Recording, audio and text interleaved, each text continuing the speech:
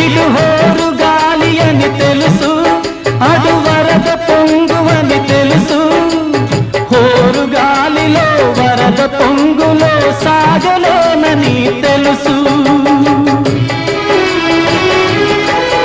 అది జోరు వాన అని తెలుసు, ఇవి నీటి సుడులని తెలుసు. అది జోరు వాన అని తెలుసు, ఇవి నీటి సుడులని తెలుసు. జోరు వానలో నీటి సుడులలో మునగ తప్పదని తెలుసు.